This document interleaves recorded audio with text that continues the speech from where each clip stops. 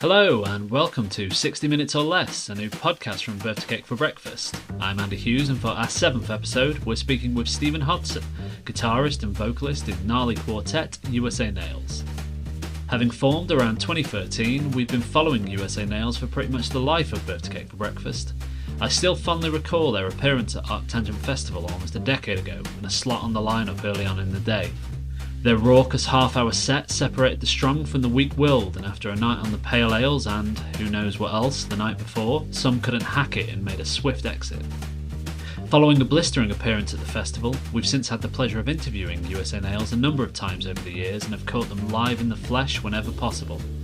Their appearance at the festival was around the time of releasing their second album, No Pleasure, and in March 2024, USA Nails released their latest album, Feel Worse, their 6th full-length overall, and their first for big boy new label, One Little Independent Records, home to Bjork, amongst others. A decade into band life, USA Nails have a combined rap sheet that includes histories with bands such as Kong, Ocean Size, Death Pedals, Silent Front, Wasted Death, the Euro Suite. The list goes on. I personally can't get enough though myself of USA Nails, and their latest record is yet another winner in their solid back catalogue. Here he is then, Steven Hodson. Enjoy. Yeah, no, everything's good. So I moved back up north like a couple of years back. It doesn't feel like that long ago, but it's probably longer.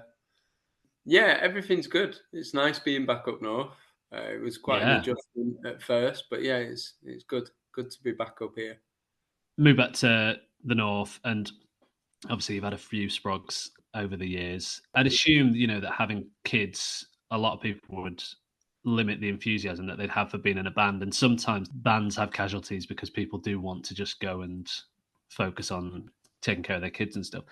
At last count, you're in 4 bands. So enthusiasm-wise, yeah. I think currently it's 3 bands. Yeah. But like it can be quite, at times it can be too many, but then the majority of the time it's fine because Nails are based in London, and so like we only do stuff, like we don't practice or anything like that. So that's not. And part of the reason that I like being in bands is that social element. It's an excuse to socialize. I'm not really a social creature at all. So it kind of forces me to actually see people and talk to them. Like, I'm playing in a band in Chorley at the moment, and we practice once a week. But that started as like, it'd be nice just to play music with some people again, like on a weekly basis. But yeah, and then things get serious with that for a bit, and then we'll be doing that all the time. But then I know there's some gigs going to come up with Nails, so you have to get your head back into that. And then it's nice to dip into the Blacklisters stuff as well. But yeah, it's just a mental balance, isn't it? It's Sometimes things happen all at the same time as well. So I've been trying to like mix and sequence a Blacklisters release whilst trying to remember how to play the Nails songs for some gigs coming up, and remembering the words, and prepare to do some recording with house points. So sometimes the spinning plates fall, but most of the time you manage to keep them spinning. I mean, you've as well, on top of that, you've got a show in Manchester this month, haven't you? Where I assume you're doing double duty with Blacklisters as well. Yeah. But I mean, like, that helps me because I can tick 2 boxes off at the same time. Like, I need to play some gigs with Blacklisters, and I need to play some gigs with USA Nails, so I can tick both those boxes. Yeah. Whilst still having time to see my children. I mean, it's perfect location-wise, isn't it? Yeah. Well, yeah, exactly. Yeah. So you've got a new album out. Feel Worse is the name of the new record, out in March. From our vantage, with every new release, aesthetically and musically, there just seems to be like a step up. I don't know whether that's, the sense in the band, but it makes sense to me that a notable label, like One Little Independent, would come calling. Does it feel like that within the band? You know, like, this is our new record's great and we've moved on a little bit, or is it, without sounding big-headed, a business as usual type affair? I guess it's, I don't know. To me, it didn't feel like we were doing anything massively different whilst we were doing things. But on reflection, yeah, we kind of had to work differently since I moved up north. But I don't think it was like an intentional, let's do something different, because I don't think like it is massively different to anything we've done before. There's a bit more space in some of the songs, I think, but that was down to how they were written, I think. So we were bouncing ideas around a bit. So the band were rehearsing in London, like they usually would do. I sent the occasional demo down to them. They were sending like room recordings to me to say, this is what we're doing. But obviously, in between those things happening, decisions were being made about songs as they were practicing as a free piece. And things were being changed that I wasn't always 100% aware of. And my head wasn't 100% in it at the time, to be honest. So there was lots of things, lots of writing and changes and tweaks being made, what I would deem as behind the scenes. But for them, it was just business as usual. And then the three of them, we had like a list of songs that they were going to go in and record, and some of the demos ideas that I sent down as well. And when the band went to record, they went with Wayne in London, but I couldn't go down, so they just recorded as a free piece and then sent some the files up to me, and then I added my guitars at home. But when I heard the recordings, my first instinct was like, well, I don't hear space for me personally. I don't know what I'm going to add to these. So on a couple of the songs, I was just sort of putting some keyboard notes in bits of the odd little keyboard melodies. And obviously that wasn't what they'd envisioned either. So it was a bit like a bit of toing and throwing. And they were like, oh no, we thought you'd be playing guitar. And I was like, oh, yeah, well, me too, but I don't really know what I'm going to play here. It's not how we usually do things, I guess. Like when I was down in London, we would have a weekly practice and things work very quickly. As in, like, one of us will start playing something and we'll latch onto it. And before we know it, in an hour or so, we've got a song and we're like, well, that's what it's going to be. And there might be like a slight change to it, or you might finesse your part. But arrangements didn't really change massively. But not being there for that initial sort of spark of creativity, I found it quite hard to then go, where's the space for my guitar? Or I don't understand the arrangement, or something like that. And they were being really like accommodating in their writing and saying like, well, we've left space for chord sequences, or we've left a space for like the sort of riff you would play, but we don't know what that's going to be. But I could hear those spaces. I could hear a lot of like Devo-esque sort of ping-pongy type riffs. And I was like, yeah, but it sounds good as it is. I don't want to chuck more things at it for the sake of chucking more things at it. Yeah. So it took a bit of time for me to get my head around it, to be honest. But then once I started playing along, I just left more space than I usually would, to be honest. And I hated the process. It made me feel so uncomfortable, because I felt like I was going like, oh, I don't like this bit, or I don't understand this bit. And we usually had those conversations without even saying anything in the practice room. If someone didn't join in with what you were doing, you'd know it's not a good idea, or like it's not going to work, or you'd have a go at something. And yeah, I can tell with the vibe that this isn't working, and you move on pretty quickly. But with this, like, these are the songs we're working on, so these are this is it. I probably threw a few spanners in my works as well. The last song on my record came from a demo that I sent down to the band, and then they worked on the demo in the practice room. But when the finished version came through, I was like, "What is that? That does not sound like the sort of song, like the song, or like the idea that I had." I was thinking more like fall to the floor punk song, and it came back a bit sort of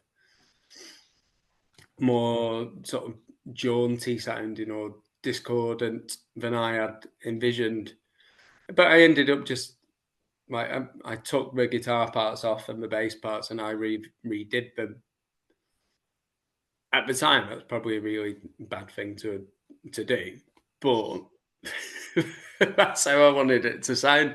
And that was a weird. It was just a weird process, and I think at the time, like I said, I didn't enjoy the process, but on reflection, it forced us into a different way of working, which ultimately made the album sound a bit different.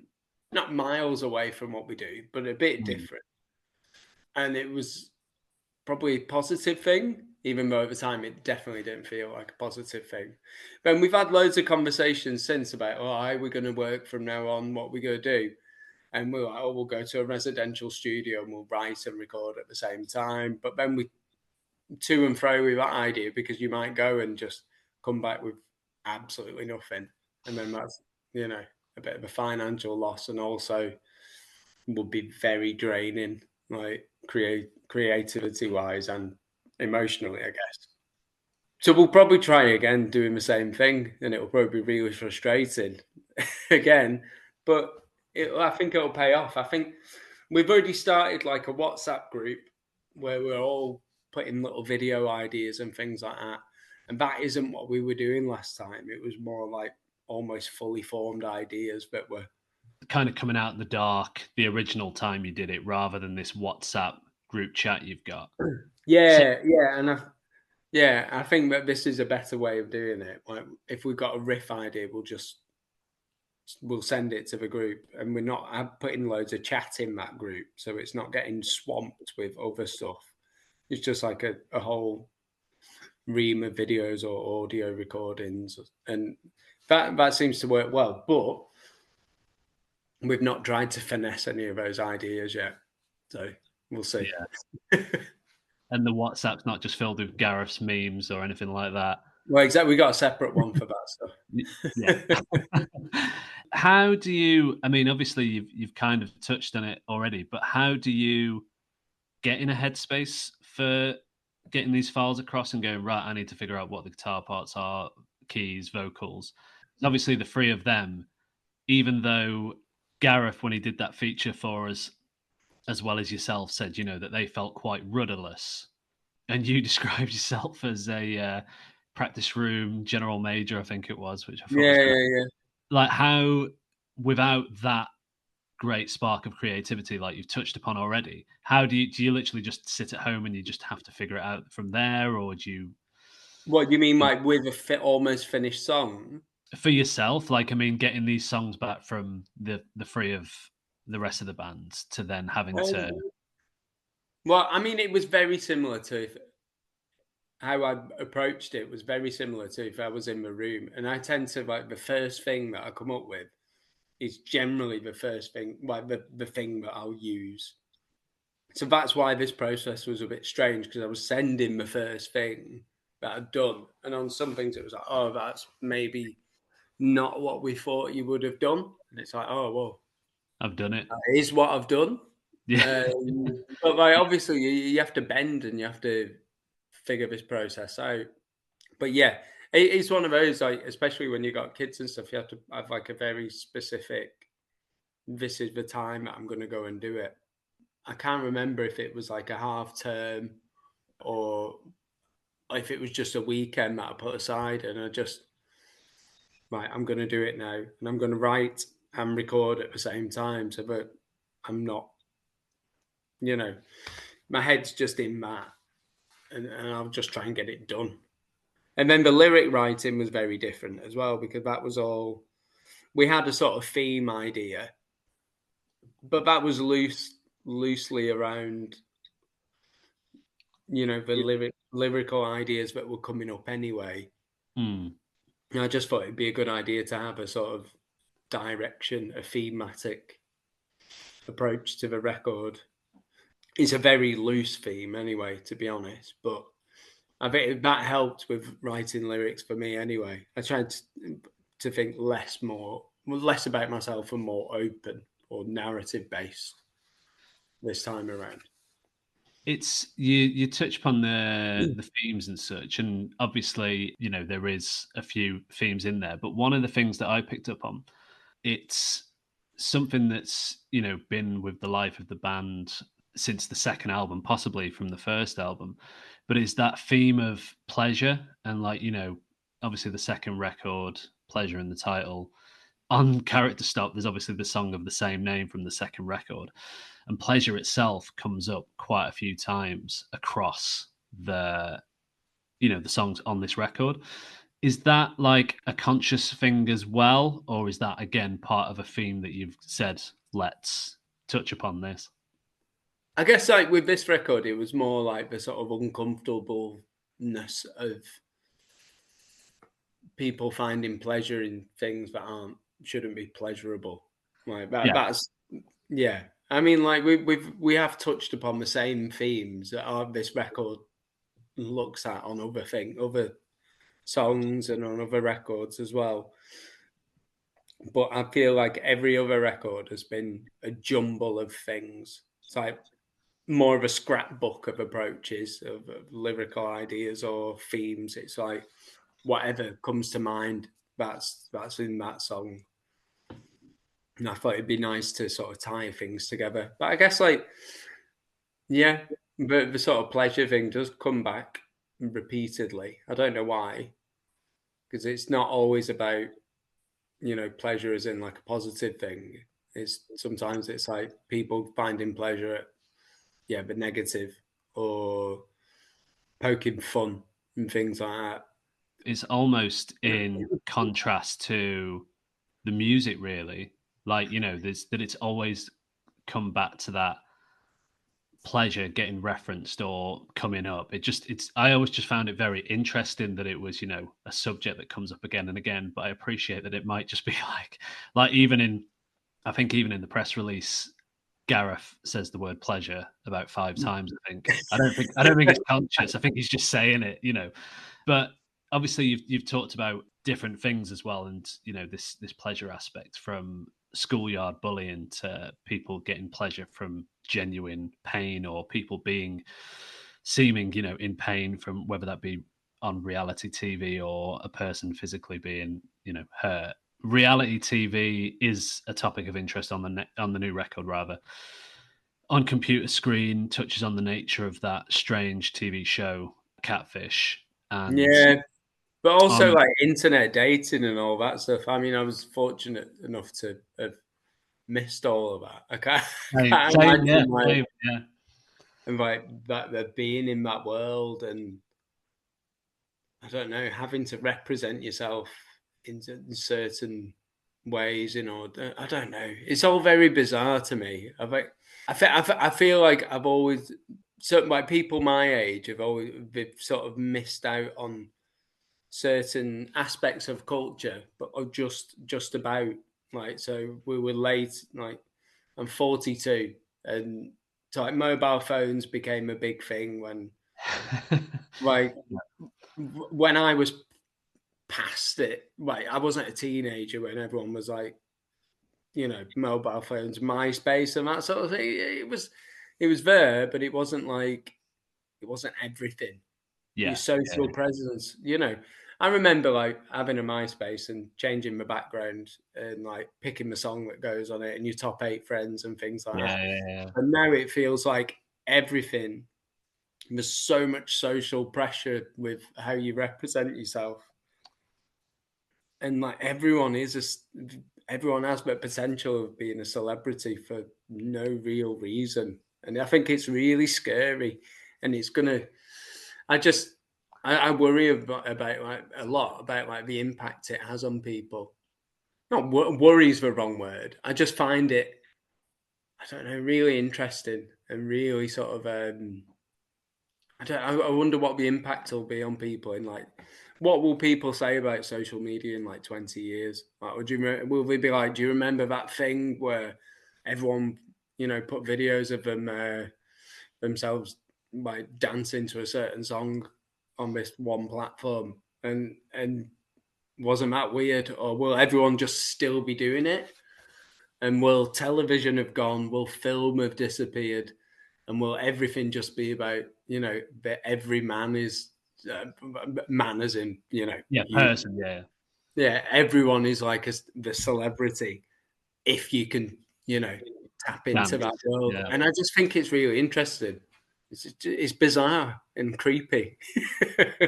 definitely creepy. As well as the fact, I can't remember what I was listening to some podcast, and it was, or maybe it was like an Alan Partridge thing, and it was saying about, like that at one stage it was just like creepy old men pretending to be someone, but for, horrible, nefarious purposes. Whereas now with shows like Catfish and, things of that nature, it could just be someone who wants to find love, but, for whatever reason, uses a photo of a supermodel as their, I'm 100% with you on that. It is very strange. And the fact that some people, live online and that's just normal now. Yeah. It's, Yeah. yeah, it's a strange thing, but it does lead me on to a question about, so these sorts of things, and I think you touch upon this on the record. It's unavoidable, and there's some sort of like grim fascination with it.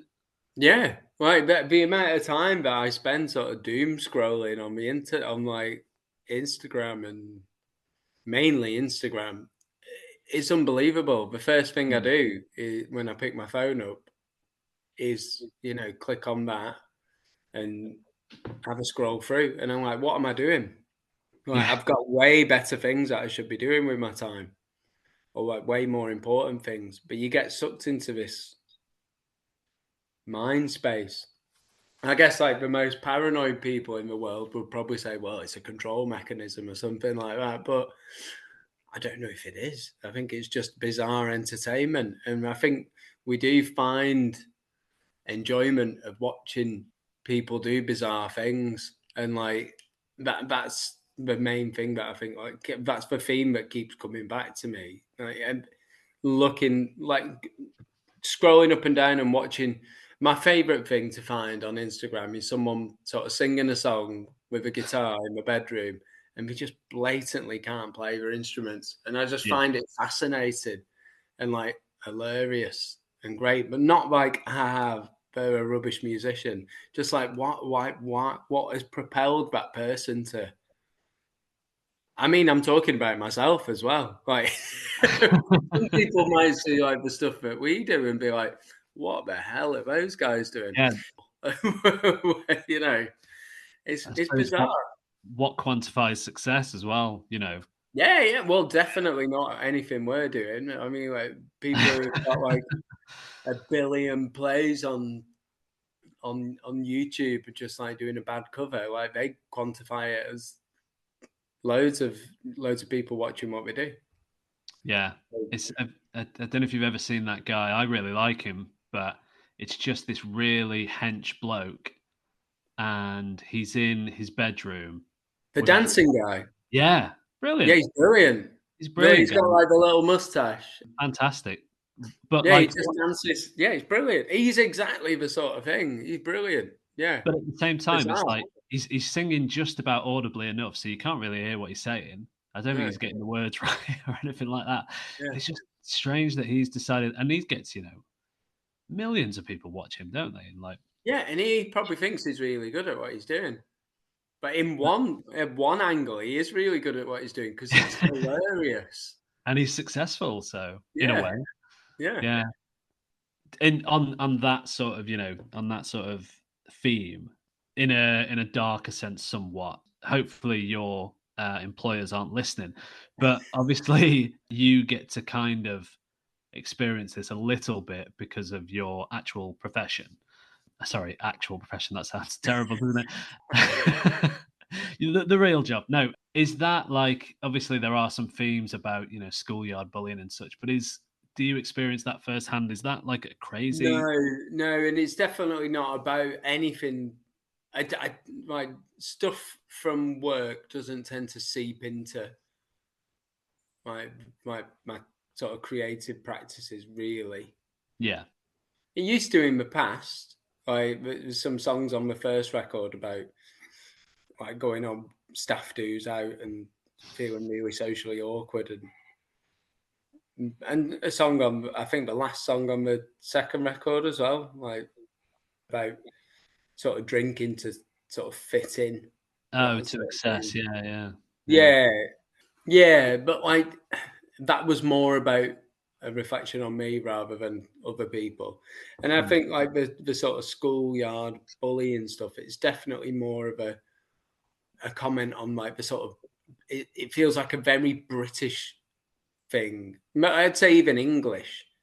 My my good friend Mark, who was in Oceanside and Cong with me, he always used to say like English people are terrible for like just constantly like picking at each other or having nicknames for each other, but like it's malicious. It's not like they're doing it with like niceness to it. It felt malicious, and I think he's kind of right.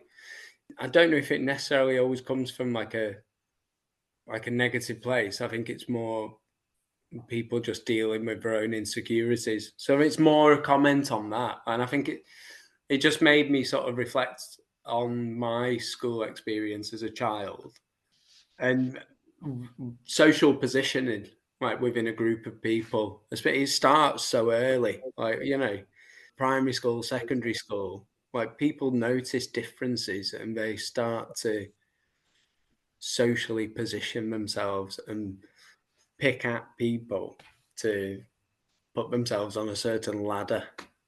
I Mm. find, but yeah, it was definitely not a sort of reflection on things that I've observed whilst teaching. The children I teach are very little and they're not really aware of the Perfect. Yeah. sort of social constructs. Yeah, they're more, let's all go and play in the sandpit and have a great time.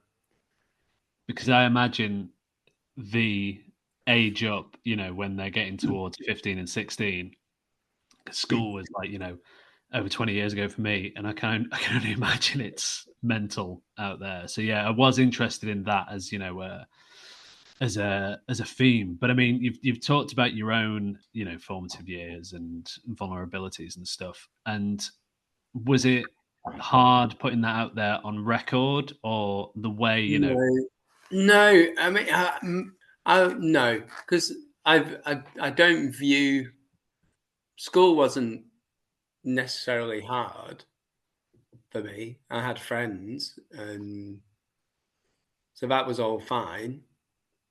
It was more I found like the sort of social positioning tricky. Like you're in a group of friends, but then you want to go and have these other experiences. You want to go hang out with other people, and you want to try and fit in with other groups of people as well as just the people that you've always been friends with. And I just find that social positioning quite tricky. But then I guess when you get older, like your circles become ever increase. I think like you become more picky and your circles get smaller and smaller. That's why, like I said before, being in bands is really important to me because it forces me to increase the circle of people that I speak to. get out there socially and Yeah, engage, so to speak? Yeah. yeah, yeah. And then, I mean, on a similar theme, and this, ties in with what you're saying. Your ex bandmate said, like, "Pack of Dogs" is a song that kind of comments on the it's just a joke experience that can come from jibes and the way people behave in Yeah, terms yeah, of. yeah. And I don't think that's, certainly not just like a British thing, but it is definitely a British thing at the same time.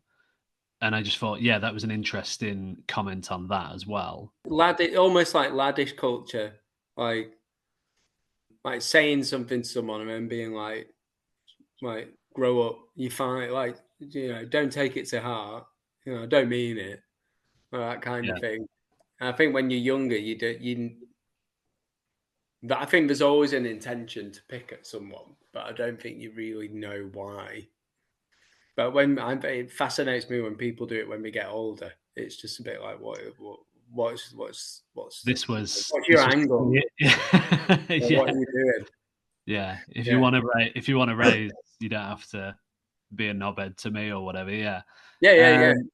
It does, yeah. When you can kind of, I think that happens with what you were touching on before as well with staff engagements. It's kind of like people don't know how to behave, do they? Once they're out of Yeah. work in a social setting, and you kind of realize that some people maybe haven't matured to the levels that, not putting yourself on a pedestal and saying Oh all the no, I'm the like, lowest of that. Like I'm the moron at any of those sort of things. but it's like it's interesting to note those things, isn't it? Yeah. And see that that's still the way some people behave, and obviously some people make a lot of money off it in terms of social media. Getting back to what we're talking about, so yeah, very strange, but very interesting as well to stick in a 2-minute blinder on a 6 album. You know, you mentioned before that the record was put together with Wayne at Bear Bites Horse, Yep. and even though you weren't there this time around, it's been a Yep. reliable partnership that's lasted pretty much the life of USA Nails, and obviously you all know Wayne very well. Once upon a time, when we first interviewed you, maybe just under a decade ago, you'd all said about, like commented on the love of getting things bashed out quick, sharp, going in well rehearsed, and, capturing those moments. Obviously, yourself, you weren't there this time, but in a general sound, sense of speaking, is that definitely the way with Wayne and yourselves still and getting to work in the studio? Yeah. Yes. But I'd say I can't remember if I think when we did the split as well, we did it very much how we did this record. Like they went to record and I added my bits on at home. Right. Okay. But the writing was kind of it wasn't like the songs were almost fully formed before I moved, I think. Or we definitely played them like as a group. They weren't 100% there, but like we knew how they went. But yeah, but the thing with Wayne, I think it all boiled down to necessity at first. We could afford X amount of days in the studio. And when we did the first record, we were very much like, oh, we want a very stripped back sound and we just all want to play live. So like it was all done live. The vocals were done at the same time as the instruments. And then from then on, we just carried on doing the same thing. It wasn't because it wasn't like to me, it wasn't a creative decision. It was like, well, we're a band and that's what bands do. So that's Yeah. what we're going to do. And previously I've been in definitely like recording the Oceansize. The last Oceansize record was a very different prospect. That was like, some songs were done like live as a band, but then you'd go back and you'd redo bits like meticulously. That's never happened on a Nails record. It would just be like not even fixing mistakes because like the parts we have aren't really complicated enough to have mistakes. And if there were mistakes, it'd just be like, I guess that's fine. But on this record, yeah, it was different because I don't think they recorded live. I think it was more like Tom played along to a click track and then they added the bass and then they added the guitar, which we'd never done before. Mm. So again, I think it added a bit more clarity to the sound. Obviously, there's less bleed of things on different mics and stuff like that. But yeah, again, it goes to a different process this time. It brings a slightly different result. But that's not necessarily the way we'll always work. And if we do like go down like the residential route on like a future record, I'd love to get back to that idea of, oh no, we're all playing now. We're all going to play at the same time and record it that way. There's a certain energy that's captured like that, I think. You sort of rush in the song. You're not you're not playing to a click. You're not playing to like an idea of what you think the song should be. The song almost dictates it, and you can all be in control of like, you know, the energy of it rather than playing to. I think if you're the last, but I think that is probably what I struggled with on this record. If you're the last person adding something onto something, it's like you're going along with a vibe that's already been created, and you can't add to that. Well, you can influence it. You can put something on top of it, but you can't mess with that bottom layer of the cake. You can choose sprinkles, but the cake's already a vanilla sponge or whatever, or a chocolate cake. You can't cook with that cake. It's done. You can't inject like some other flavor in the middle. Yeah, it's kind yeah, of yeah. Which But yeah, I think playing live is we all enjoyed doing it that way because that is how we envisioned a band should record, and it was due to, like I said, creative constraints, but also money constraints and time constraints. Like we have, you know, wasn't just like a stylistic choice. It was like, yeah, we can afford X amount of days, so the quickest way of doing it is this. Yeah. I love the idea of that, you know, like, because that will have been the case, won't it, for, you know, bands from whenever music was a thing, will be like, right, the studio costs this much, we need to do this, so we need to be rehearsed for it. But Like, also, like bands were like, well, we're a band. Musicians play together. We don't play one at a time. That's weird, and it yeah, is weird. Like when you boil it down to its essence, it is strange. Like to just sit there and do your own guitar part, and I find that really bizarre this time. It's been a long time since I've like recorded in that way, and I never really liked it because you get so finicky about your performance, and you listen back to it and you're like, I wish I'd caught that exactly on time, and I wish I'd done this, rather than like listening to the whole thing as a whole thing. You just hyper focused on your part and your performance of it, and yeah, whether it's articulated how you wanted it to be, or you can't just go, yeah, that's the best take. That's everyone did really well in that, or like the general sound is good. I played naff, but that's the one, and we're going to go with that. It would be nice to do that again, but like necessity, you know, there's other influencing factors to it, so we'll see. rather than just sitting in your bedroom and just doing naff takes, it'd be nice to, get to Yeah, that residential studio. not even in my bedroom. It's in a shed in the garden. Which also feels like a very northern thing to Yeah. do. I'm just off to the shed. Yeah, the to bossy play my shed. to play my guitar parts. Yeah. So touching lastly on the lyrics and the themes and such. So there's that one song that Gareth does the vocals on, which is about memes, which is brilliant. And the record itself was kind of teased with very quick videos of Kilroy Silk doing, I can't remember what he says, but you know, like saying something that led into the introduction of the song. That's always, as writers, you've kind of always touched on like the minutiae of life, you know, like these memes literally pretty much describing what a meme is. Is there anything that's ever off limits between you all, or anything that ever gets shelved, or is it pretty much like, you know, if you want to write about a meme or a housing block, go for it? I don't think anything's kind of off limits. So we sort of filter ourselves. I think the only thing might be Gareth's quite aware of like how other people might take things. So, but I'm more of the mindset that like if my intention wasn't to offend, but someone finds it offensive, then there's a conversation to be had about it. Whereas like I think Gareth goes more the angle of like, but someone might see offence in that, so that's not what we can't do that. Not that I'd purposely go out of my way to offend people, definitely not. But what I guess we always have a conversation about stuff anyway. If we're not happy with something, we tell each other first. I mean, my daughter made a picture.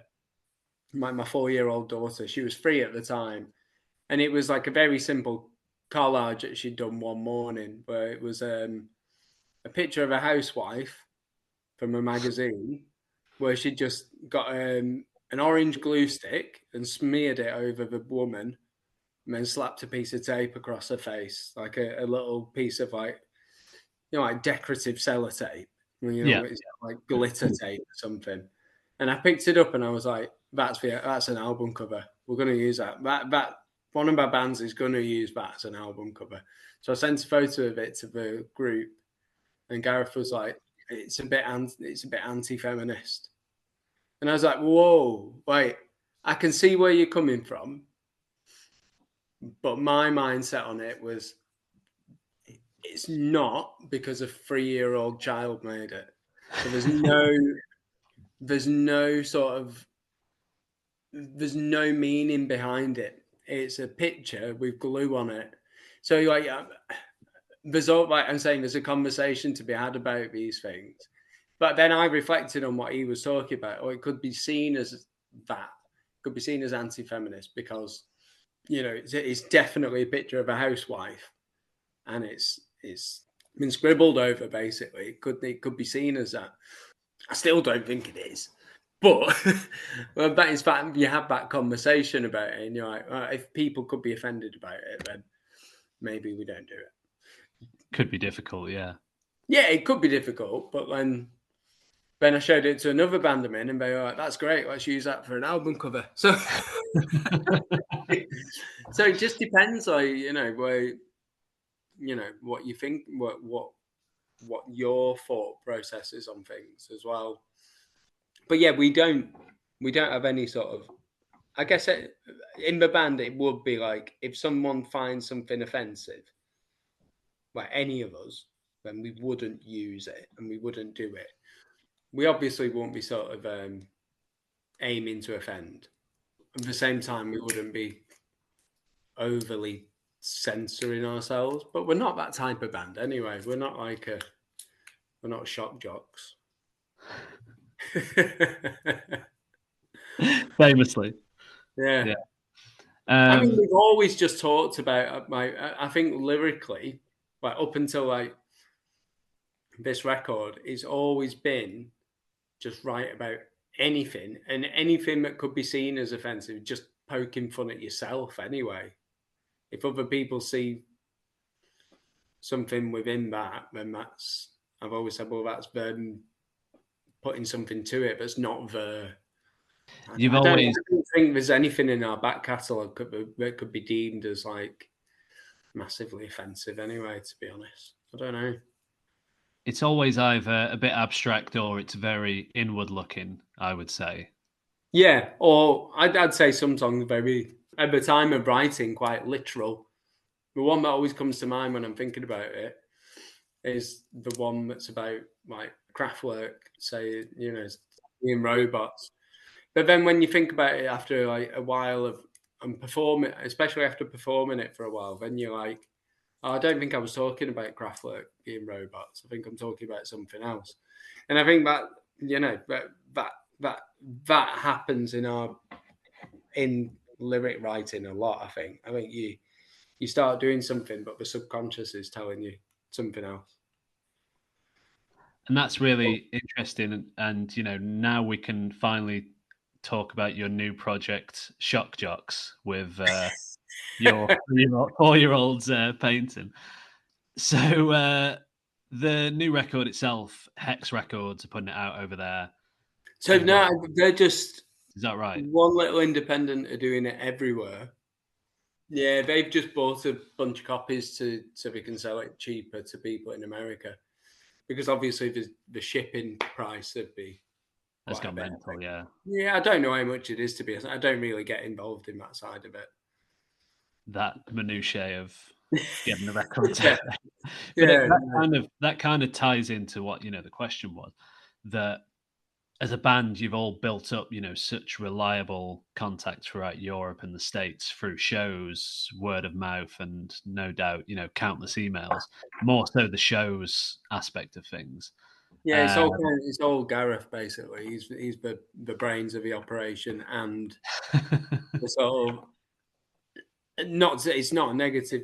It sounds like sometimes when I speak, I like reflect on how I say things, and it sounds like sarcastic or anything. But like the band would not sort of exist really, and without Gareth's organisational skills and the contacts he had when we first started, and the way that he networks and the way he sees his opportunities. Like the first time we went to the States was all because a lad in that band pro group had bought a t-shirt and said, "Oh, you should come over and to the States." And Gareth took that as carte blanche. We're going. So he was just like, "Okay, you get the van, book some gigs, and we'll come on this date."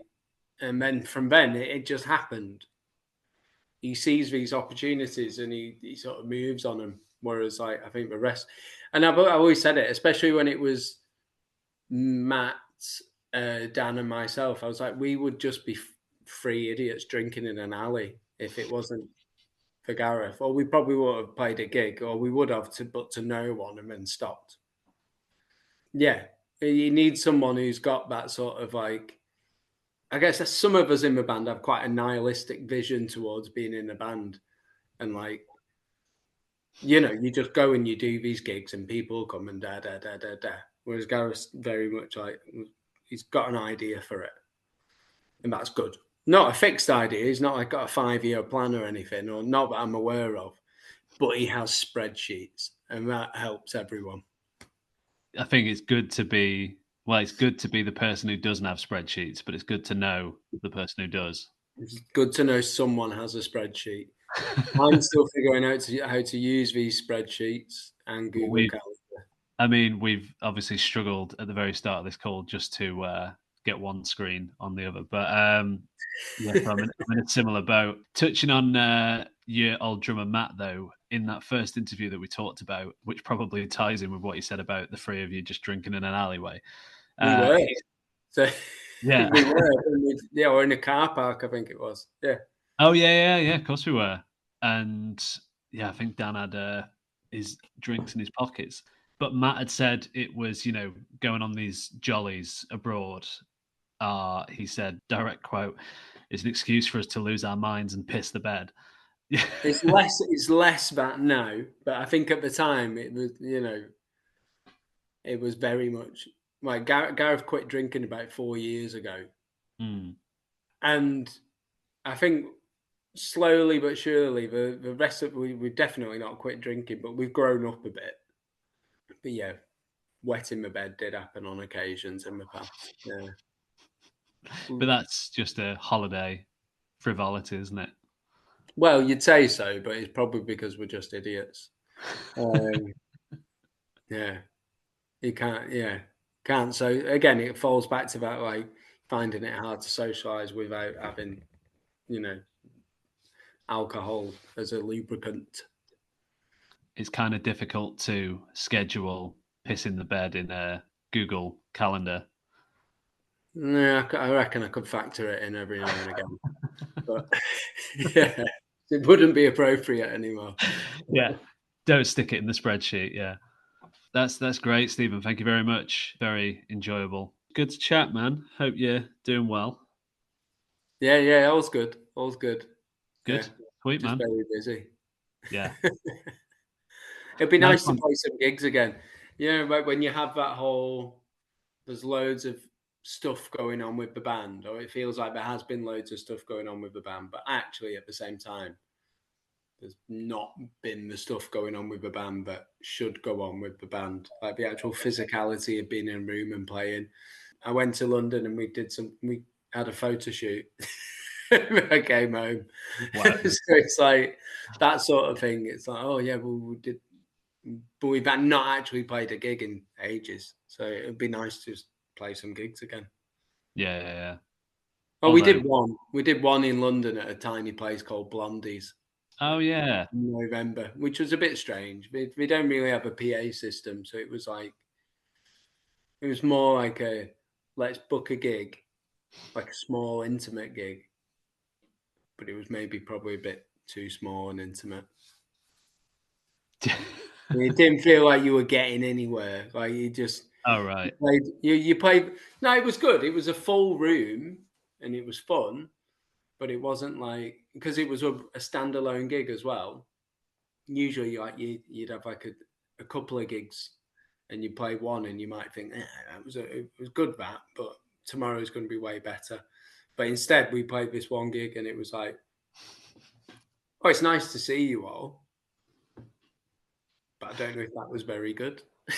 It was nothing to do with the venue, and it was nothing to do with like definitely nothing to do with the audience. It was more like, is this what we had in mind? I don't know. Yeah. I think sometimes with that sort of stuff, if you've got it in your head that it's going to be one thing, Yeah, invariably. and exactly, yeah, and it was slightly different. You're like, oh, yeah. Although in saying that, that Manchester show, that's just one date by itself, isn't it? No, we're playing Sheffield the day Oh, before, sounds. and At least then you got a run up.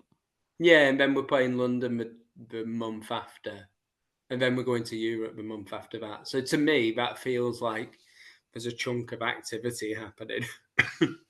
Whereas the last one was like, yeah, we've got one gig, and then we're not going to do anything until like February maybe. So it was like, oh right, that's strange. But it was all just it was within, like the sort of cycle of promotion for the record. Oh, it's a single, it's a prior to the first single coming out and like announcement type thing. So let's have a gig around then.